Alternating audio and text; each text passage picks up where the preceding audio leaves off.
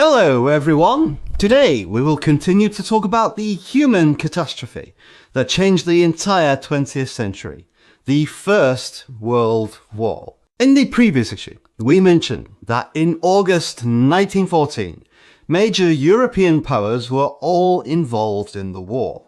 Germany is facing the dilemma of fighting on two fronts, the vast Russia to the east and the powerful France to the west. In order to avoid falling into a protracted war, Germany formulated a bold plan, the Schlieffen Plan. This plan was formulated by Count Alfred von Schlieffen, former Chief of the General Staff of Germany, in 1905. Schlieffen believed that the mobilization speed in Russia was very slow and it would take at least 6 to 8 weeks to complete the nationwide mobilization. Therefore, Germany should take advantage of this time difference to concentrate the vast majority of its forces on the Western Front, quickly defeat France in a blitzkrieg, and then return to the Eastern Front to deal with Russia. According to Schlieffen's plan, Germany will deploy 7 army groups on the Western Front, totaling 1.5 million people. Among them, the 6th and 7th armies of the left wing, totaling 2,000 soldiers, were deployed in the Alsace-Lorraine region and were responsible for restraining the main force of the French army. The 1st to 5th Army groups on the right, with the total of 1.3 million soldiers, will pass through neutral countries such as Belgium and Luxembourg, encircle France from the north, and go straight to Paris. In order to ensure the military advantage of the right wing, Schlieffen even said, "When you enter France, make sure the sleeve of the last soldier on the right wing is wiped across the English Channel." On Gonde's Fort, 1914, German troops invaded Belgium.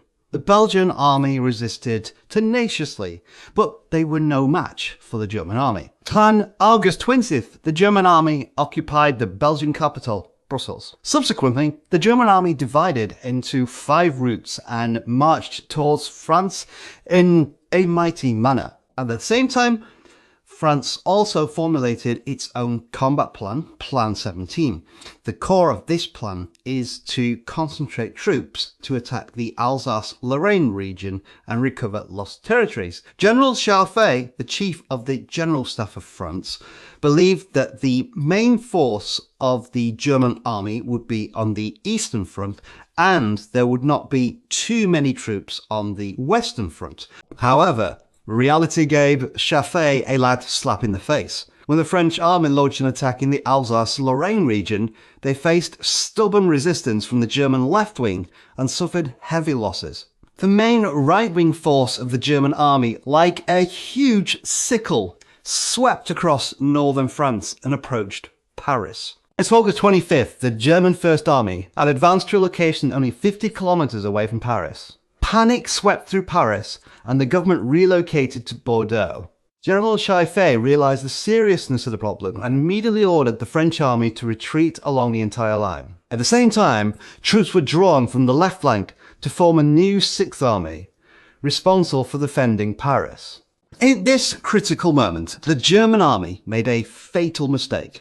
General Klopp, commander of the German First Army Group, did not follow the original plan to encircle Paris to the west in order to pursue the retreating French army, but turned southeast. This exposed the right wing of the German army to the French army in Paris.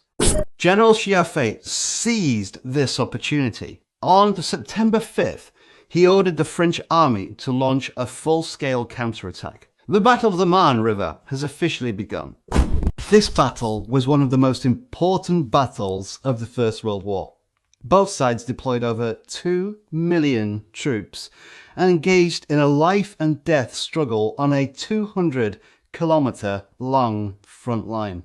The battle was exceptionally intense. The French soldiers knew that this was the final battle to defend their homeland. They shouted, "Long live France!" and launched one charge after another at the German army. Paris taxi drivers spontaneously organised to transport soldiers and supplies to the front line. This is the famous Taxi Army.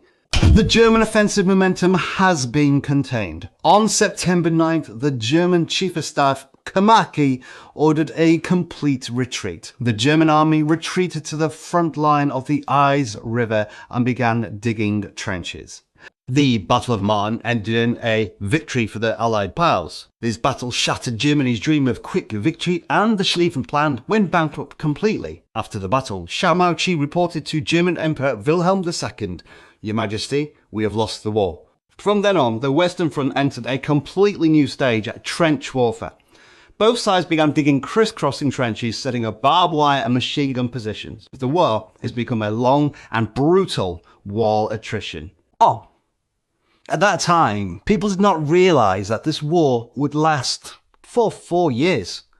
They thought that as long as they persisted for a few more months, victory would come. But they don't know that the real hell has just begun. In the next episode, we will enter the world of trench warfare and see how soldiers spend their days in mud, mice, and corpses. Stay tuned.